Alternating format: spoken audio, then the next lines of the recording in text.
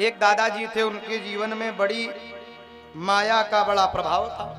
जीवन भर व्यापार किया, भगवान का भजन कभी किया नहीं।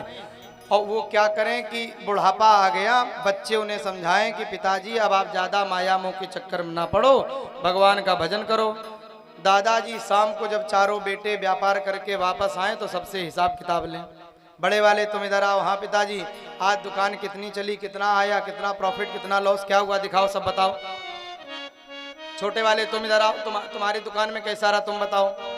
बेटे बड़े परेशान। बेटों ने समझाया कि पिताजी आप ये सब बातें क्यों करते हैं, आप दुकान और ये व्यापार की बातें ना करो, भगवान का भजन करो, भोजन करो, भजन करो।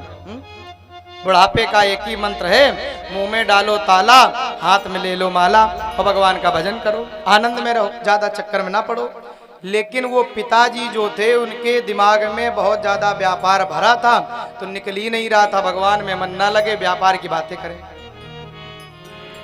बेटों ने विचार किया कि हम क्या करें, पिताजी के लिए कोई ऐसा उपाय करें कि शायद इनकी बुद्धि कुछ ठीक हो जाए, ज्ञान आ जाए, वैराग्य हो जाए संसार से।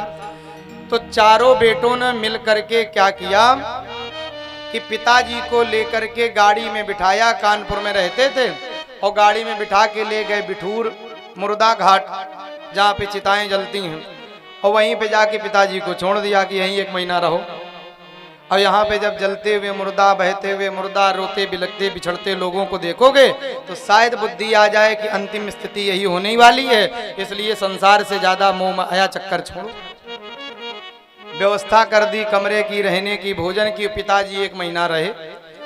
चारों बेटों ने विचार किया कि 1 महीना पिताजी अब बिठूर में, मुर्दा घाट में, स्मशान घाट में रह लिए, अब शायद इनकी बुद्धि का ठीक हो गई हो, चलो ले आवे।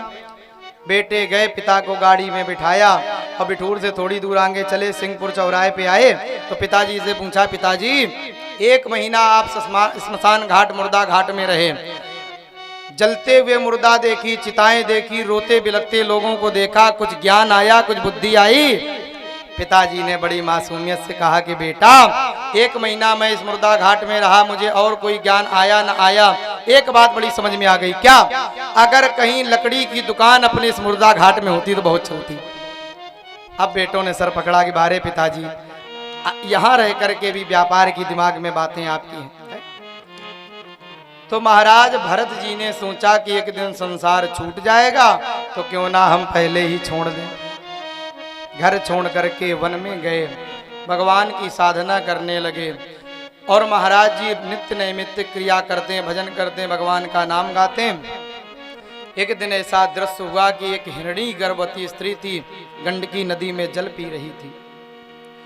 पीछे से सिंह की, शेर की दहाड़ हुई, आवाज हुई, हिरणी डर गई, लगा कि हमें शेर खा जाएगा, तो उसने छलांग लगा दी। गर्भवती थी, प्रसव का समय समीप था, तो जो गर्भ में बालक था वो शावक निकल के नदी में गिर गया, हिरणी उधर जाके मर गई। भरत जी ने देखा कि अगर मैंने इसे ना बचाया तो ये बालक मर जाएगा। दौड़ के नदी में गए, उस बालक को लाए, कपड़े से पूछा, धूप दिखाई, थोड़ी घास खिलाई, बालक स्वस्थ हो गया। वो मृग का बालक, हिरण का बच्चा उछल कूद करने लगा।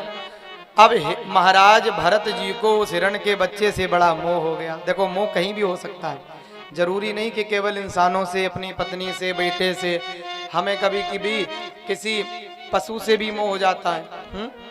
तो मोह ही बंधन का कारण है। आजकल लोग कुत्तों से बड़ा मोह करने लगे हैं, कुत्ते को अपने साथ रखते हैं। यहाँ गांव की बात तो नहीं, शहरों में बड़े लोग पालते हैं, अपने बेड पे बिठाएंगे, अपने सोफा में बिठाएंगे, गाड़ी में घुमाएंगे, बड़ी बड़ी गाड़ियों में, और ज्यादा जिसके साथ रहते हैं उसी से मोह हो जाता है, और बाद में वही गति हो जाती है अगली।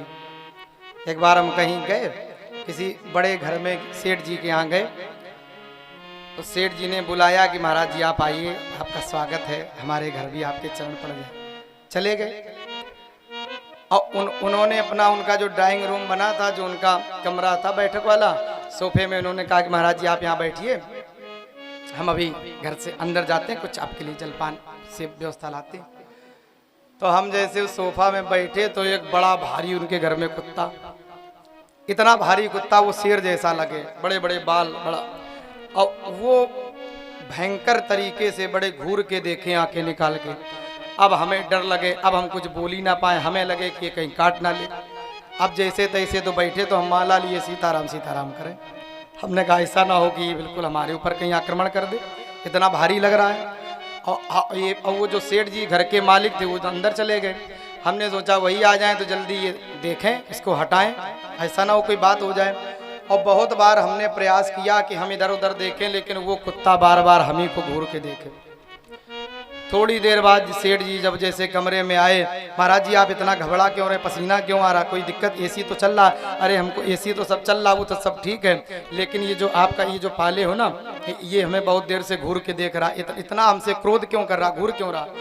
उसने कहा, सेठ जी ने कहा कि महाराज जी अरे अरे अब समझ गए। क्या समझ गए? वो इसलिए घूर रहा है कि जिस सोफा में आप बैठे हो उसी सोफा में ये बैठता है, तो ये गुस्से में देख रहा है कि हमारे स्थान में ये आके बैठ गए। ऐसे महाराज तो जो स्थितियां आजकल की हैं वो बड़ी विचित्र हैं। भरत जी ने देखा, बालक को बचाया, बालक से बड़ा उस सावक से प्रेम हो गया और भजन करते हैं तो महाराज भरत जी का मन भजन में कम लगने लगा, उस सावक में ज्यादा लगने लगा। वो बालक आता है, कभी जीभ से चाटने लगता है, कभी माला पकड़ के खींचने लगता है। एक दिन हिरण का झुंड आया, वो सावक वो मृग उन्हीं झुंडों में मिलकर के कहीं चला गया। भरत जी ने देखा कि वो बच्चा नहीं है तो बड़े रोए, विलाप करने लगे, कहाँ चला गया वो मेरा बालक, मेरा बेटा, वो सावक, वो मृग मुझे बड़ा प्यारा था। और रोते रोते उसी की याद में महाराज जी ने प्राण छोड़ दिए। अंते या मति सागति, मरते समय हम जिसकी स्मृति जो स्मरण करते हैं, ध्यान करते हैं, वही हमारी अगली गति हो जाती है।